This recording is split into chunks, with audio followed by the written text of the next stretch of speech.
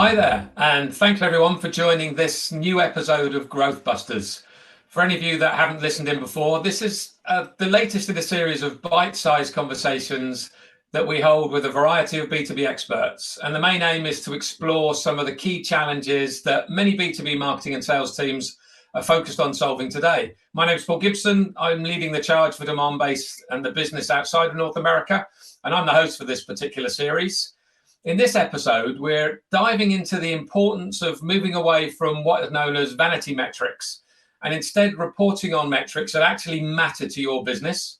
And to support this important discussion, I'm excited to be joined by a B2B field marketing expert, Leanne Chescoe. Leanne, it's great to have you on the session today. I'm looking forward to our discussions as we explore this particular topic. Now, I know we've worked together for many years now, but many people may not be aware who you are. So if you don't mind, I'd love to start with a little about yourself, how you came across Demandbase and your journey to where you are today. Yeah, thank you. And thanks for having me, Paul. So happy to be here. And I think this topic is so timely as well. And we'll get into it in a couple of minutes. But for those of you that don't know me, my name's Leanne Chescoe. I'm marketing director for the EMEA region at Demandbase. I've been a career-long B2B marketer. I always have to remind myself to say career-long and not lifelong. I haven't been doing this since birth. And I came across Demandbase so I've been here almost 7 years because we were doing account-based marketing at my previous company, and I was actually a customer of Demandbase prior to joining. So that's how I initially found out about it. And just having this or doing this account-based way of doing things it just made so much more sense to me. And this old kind of way of doing things of generating all of these leads for the sales team, passing it over to them, a lot of them being rubbish, sales not following up on them, those leads not being a good fit. And then just seeing what the difference kind of made in that alignment between marketing and sales, the impact on revenue of having this account-based approach. I was like, this is something that makes more sense. And I was really into what Demandbase was doing as a company and the platform and what we were able to do, and then how that's evolved in the past 7 years as well. So yeah, that's sort of how I came to be here. Already, so that's fantastic, and looking forward to this session today. Okay, so let's get into the meat of the session. I think we're all aware reporting, it's a massive topic. We all know that. But at a time when economic climates are tough, as let's be honest, they are now, it unfortunately seems the norm to cut back on marketing budget and resource, which, by the way, often has a very detrimental effect on performance of the business. So it's not a great thing. It makes no sense in my mind. One of the main reasons we hear for this is that it's often difficult for marketers to really prove the value and effectiveness to the business, especially if they're relying on anonymous click-through rates, impressions as their metric for measurement. It's not really helpful for anyone. And for many, it's simply not an effective measure. I mean, an anonymous click could be from a company you've never sold to, a competitor, and even more scarily, I heard of one recently that it might even be your own agency trying to hit their CTR targets. Anyway, so question for you, Leanne, with all of that, and your first question of this session, why is reporting on metrics beyond clicks so crucial in demonstrating the value of marketing to their business?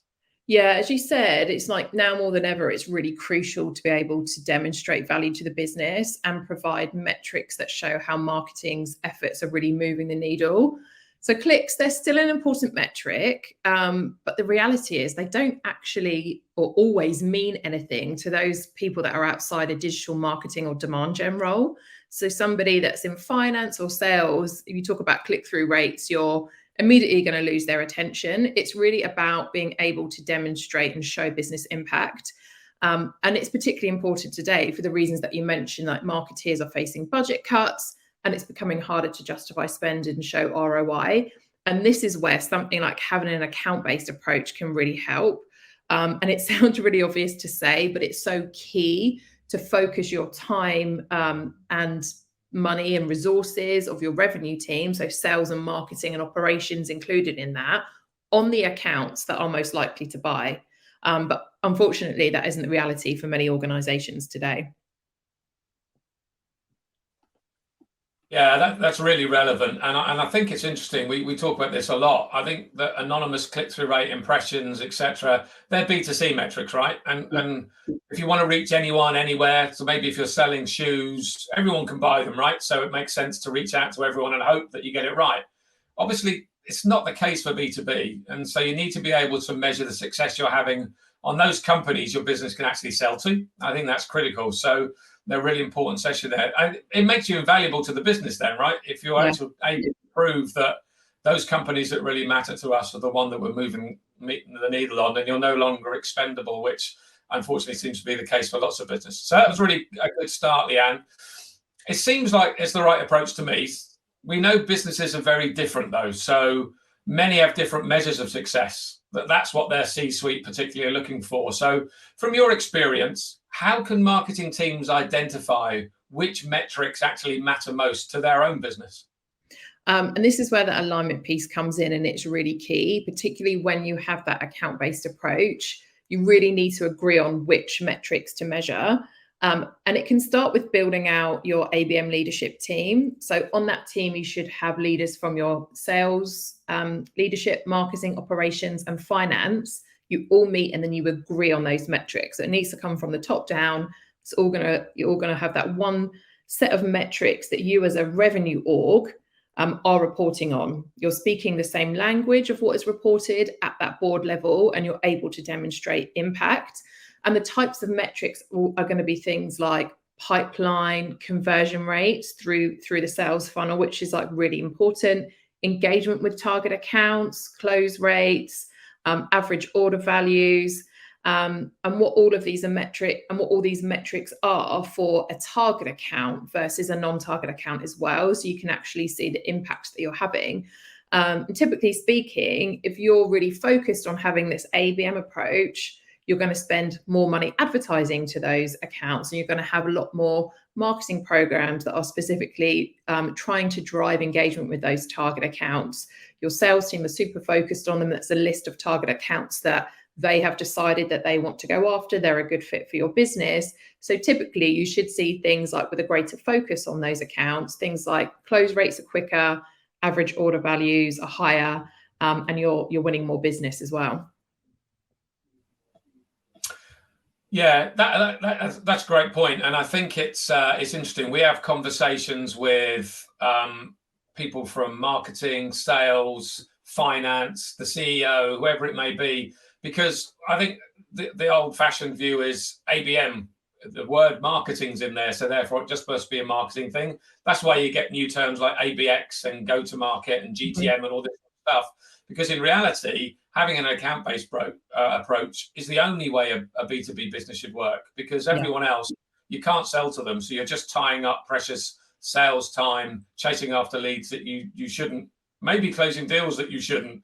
And that's a whole other another can of worms that we'll cover in another session. If you've got sales closing deals that aren't a good fit, the chances of renewing them are very low. Average order values are lower, etc. So it goes way beyond just the marketing side of things for sure. Okay, that's really good so far, Leanne. So I think day to day, we probably talk a lot about go-to-market revenue generating programs. We certainly have these conversations with most of our clients and prospects. So if you don't mind, can you share some insights on how the listeners on this call today can report on revenue and other key metrics, and how this actually helps the business they're working in with their own marketing efforts? Yeah, and I think honestly, put simply, it really helps you to see like what's working and what isn't. So from a marketing standpoint, you're able to see like which channels are performing well, which of those channels are bringing in better quality leads that get converted into opportunities and those closed won deals.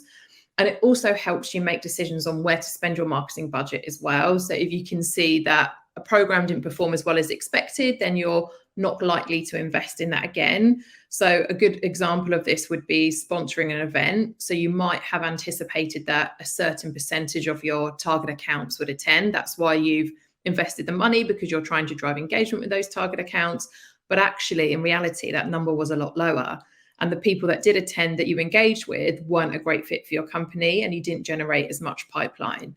So some of the things that we look at as program owners, and we have a monthly program review session with our CMO and our revenue marketing team, we look at what we call qualified responses. So are the right types of people engaging with these programs? So are they from a target account, and are they one of our key personas that we can sell into? Then we look at what we call pipeline MT ratio. So for every dollar that we invest, so whatever sort of currency you're operating in, pounds, dollars, euros, for every dollar that we spend, we want at least $10 back in ROI. And then our closed won ratio is 5. So for every dollar that we spend on a program, we want that back 5x in closed won revenue. And that's something that we look at 6 months after a program has run. And these program review sessions have been super helpful for us to make those decisions as program owners. And so, well, actually, we didn't hit as many qualified responses as what we thought. This program was under kind of what that expected pipeline ratio was. And we have to, as program owners, stand up against these programs and say, would I invest in this again, yes or no? And really have to justify that to our CMOs. So having those types of insights, and we use these metrics, and this program has evolved over time. It's super helpful for us to know like where we would want to spend our marketing budget and help get justification. Because at the end of the day, we need to go and get that approval from our CMO to do these programs in the future. And if it's not hitting those certain metrics, it's going to be really difficult to get that investment. Yeah, that makes a lot of sense. I mean, understanding what those metrics are that really matter to the business is, of course, critically important, and you cover off some great ones there.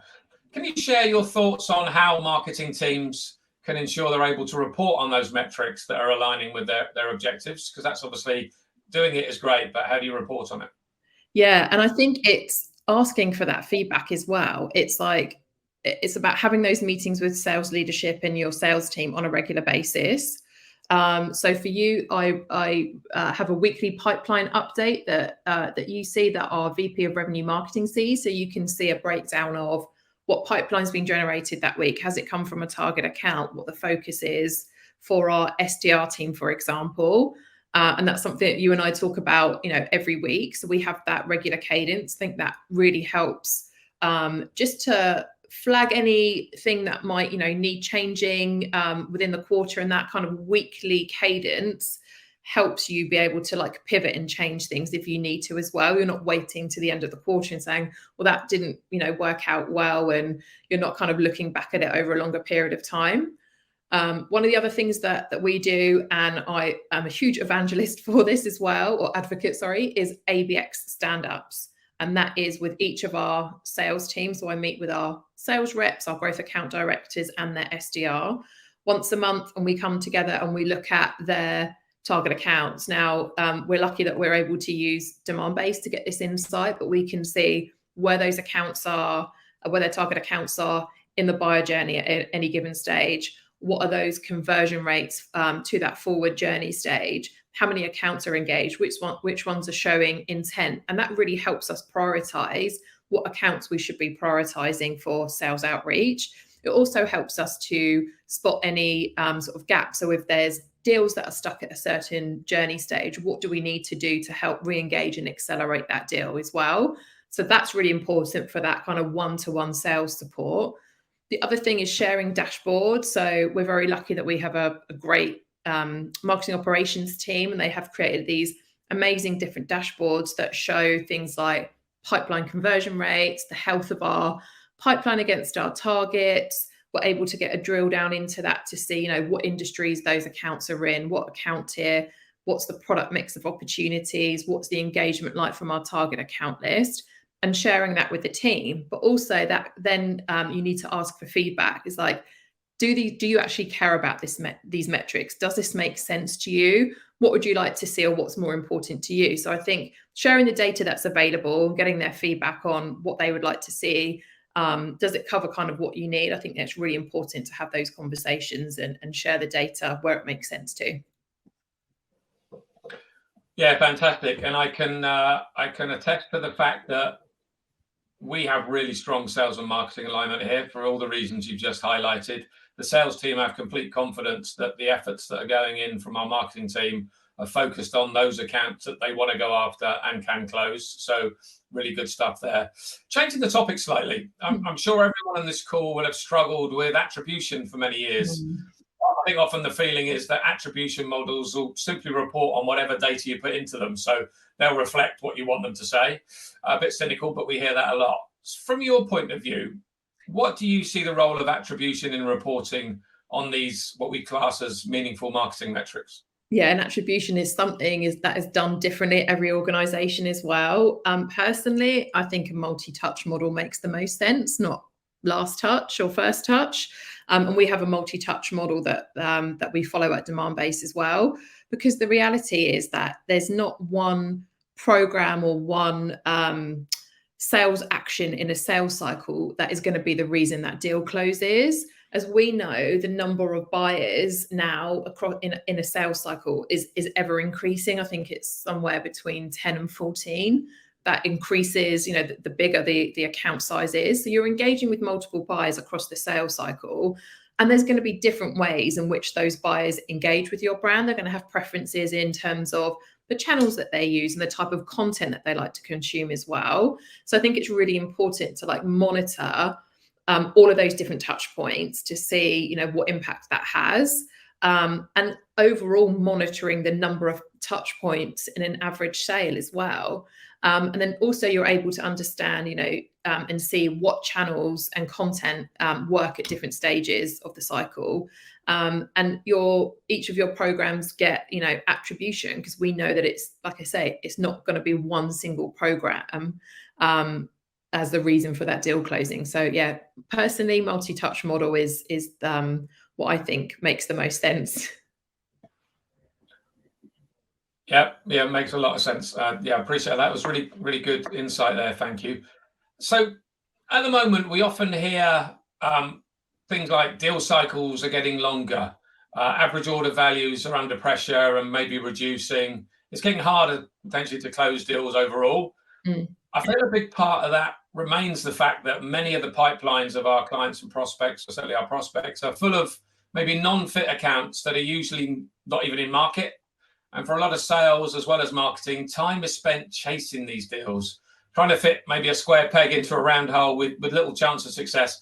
We know a big part of the solution is to focus only on good fit in market accounts, so the pipeline's full of better quality opportunities. But often there is, again, no ability to report on what's actually happened in that case. So Leanne, what would you say are the benefits of reporting on metrics that truly demonstrate how marketing efforts are accelerating these accounts through the funnel faster? Yeah, and I think when you're looking at metrics, there's shorter term metrics and there's longer term metrics. So it's going to take, and this is going to be different for every organization. Some organizations might have sales cycles that last up to 18 months to 2 years, for example. So being able to demonstrate actually the impact that marketing is having, you need to use those shorter term metrics. So some of the things that we report on before those accounts actually get into pipeline stage are things like engagement. So we use engagement and heat map data to actually track how our buyers are interacting with us.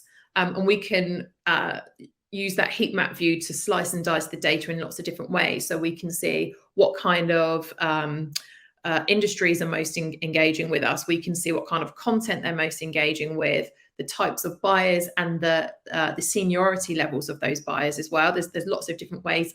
Location's another one that we can look at as well. The type of intent's another one.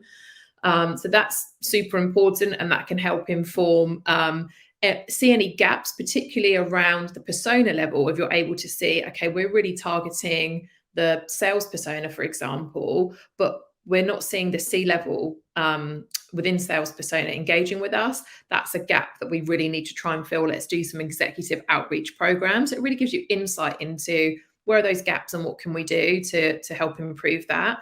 And you can also, that can also help for content development as well, particularly those areas of content that you want to develop. And there's things like the web pages that people are visiting. That's another key one. Again, it might be that there's high traffic to a certain web page that you're not including in your advertising campaigns. That can be another piece of insight. I think the journey stage analytics is really key. So at any given time, you're able to see where accounts are in the buyer journey. and being able to report on program traction. So how are we able to move these accounts through each of the different stages, and are any accounts getting stuck at a certain journey stage as well? So you can again put some re-engagement acceleration programs into those accounts to try and move them to the forward journey stage. A key metric of engagement is knowing which accounts are on your website. I think that's a really strong indication of a company being in market. If they're looking at your website, particularly what pages on your website that they're looking at. So those high value pages that mean the most to you, like your product pages, your pricing pages, your demo pages, seeing what accounts are visiting those is really helpful. Advertising effectiveness as well. That's something that advertising, I know the previous session we touched on this, but being actually able to drill down into that and get full funnel reporting on all of your campaigns outside of the clicks and impressions, actually understanding, who those accounts that are visiting your website, drilling down and going beyond those campaign level metrics and being able to evaluate publisher and creative performance as well. And then I think program impact that I've already mentioned, like discovering how those programs and campaigns are influencing, downstream pipeline and revenue. So I think those kind of shorter term metrics are super key to have in place to help you see all of the sort of ways of those engagement before an account gets to pipeline stage. Yeah, really useful information there. And I think that buyer journey stage is often underestimated, because if you've got someone who's literally just starting their research and you hit them with a sales call or a call to action, it's just too early, right? You've got to wait to the right time. This is the time to be bringing in brand awareness and trust and things like that. So I think we underestimate, as I say, the importance of the buyer journey and what message to bring in at which stage, when to bring in sales, etc. And funny enough, one of our Growthbusters sessions later on in the series is all around that. So they're really useful stuff there. I mean, this is all really hugely insightful for me, Leanne, and it definitely helps me understand the importance of moving away from those B2C metrics that so many rely on, and instead actually report on the metrics the C-suite really care about. That said, I've heard that sometimes getting those metrics in front of the right people is equally difficult. So I suppose the next question, how do you think, or what tips can you give marketing teams to effectively communicate the value of their efforts to those C-level stakeholders? And I think it's about having those different forums as well. So for C-level, it's going to be more things like the dashboard views that I've mentioned as well, that they can kind of view anytime, particularly around your pipeline health. So they're able to drill down into see what your conversion rates look like and your closed one, renewal rates, all that kind of thing. I think one of the things that we hold, and this is for company leadership, sort of VP levels and above, are executive business reviews as well. So we're able to, in that meeting, it's all around showing the business impact, the ROI that we have driven from our marketing programs, any kind of insights and actions. And that's something that we do on a quarterly basis as well. And that feels like the right kind of cadence for that audience. Then we have our revenue marketing performance, and that's something that is put together monthly, and that is a distributed slide deck that all of the company has access to. And that looks at team performance against business goals. So that will be pipeline goals will be part of that. So that the number of pipeline opportunities, the revenue amount, what that pipeline is made up of. So how much of that pipeline is comes from a target account as well. So that individual program performance, conversion metrics is really key, and then specific channel performance. So the business can see, we're really successful at driving better quality pipeline from this channel, for example. I think that's really important. The program reviews that I've already spoken about, that is super helpful. That's monthly session open to marketing and sales. And then the ABX stand-ups, again, as I've mentioned. So I think it's a case of having these kind of different forums. And that's what we do at Demandbase, and that works really well for us, and seeking that kind of feedback as well as to what people want to see, and making sure that that information is accessible to those key audiences. Yeah, excellent advice. And if you're putting all that effort into doing things so well, it's great to make sure the C-level crew are aware of it as well. Yeah. So this will make sense, and I'm assuming I'm right. You know, getting this right now makes a real difference to the strategies and priorities for the business going forward, and that makes a huge difference on results, obviously, down the line. One thing we talk a lot about is improving the quality of pipeline, help to accelerate the deals, increase average order values, improve close rates. And if they're the right deals at the right time, that obviously makes sense. So with that in mind, Leanne, what would you say is the potential impact of reporting on meaningful metrics on pipeline outcomes? So I think firstly, it's going back to our point earlier, using these metrics, you're able to demonstrate that value of your marketing programs to the business. I think specifically drilling down into pipeline, it's again going back to that focus area. So again, looking at your pipeline mix, it might be actually, I don't have enough target accounts. So I need to, have more programs that are going to drive engagement with that target account list. So I might have to have things like call blitz days with my SDR teams. Shark Week is something that we do at Demandbase. We actually had it last week. It's a quarterly initiative that is really focused on all of our revenue team, driving as much engagement and creating opportunities within that week as well. So that we definitely see a surge in pipeline for that week. And there's all kind of fun incentives and competitions that go around it as well.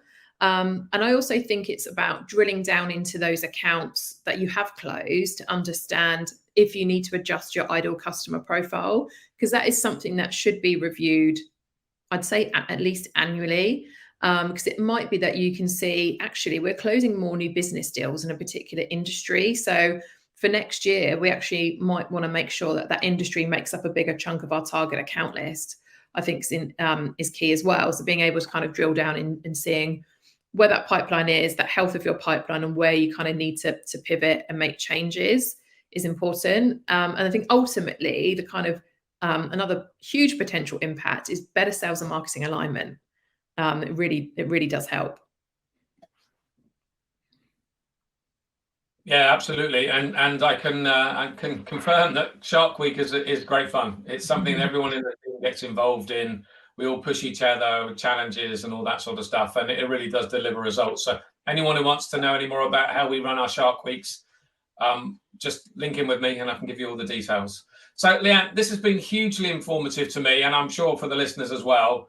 You're not quite off the hook yet, so let's finish with a couple of fun facts about you. Firstly, when you look at online and books and wherever it is, who do you follow? What do you listen to? Podcasts, whatever it may be, that you think our listeners could really benefit from? Yeah, so I'm a huge podcast fan. I probably listen to podcasts more than I consume any other media. And I'm a huge fan of The Diary of a CEO, so Stephen Bartlett's podcast. So that's definitely one. I know he's got a huge following already, but definitely one to listen to if you haven't already. Awesome. Yeah, thanks very much for that. He's a very good DJ as well, by the way. Right, so final one then. One thing people who maybe don't know you might be surprised to know about Leanne Chescoe. Yeah, I'll give you a fun fact. So for my 21st birthday, so I'm going back some time now, I once flew a microlight plane. So took off from the Hampshire countryside, flew over to Portsmouth, close to the Spinnaker Tower, which was just being built at the time. So that shows you how long ago it was. Great experience. It was a 21st birthday present, something that I'd always wanted to do, and would recommend it to anyone.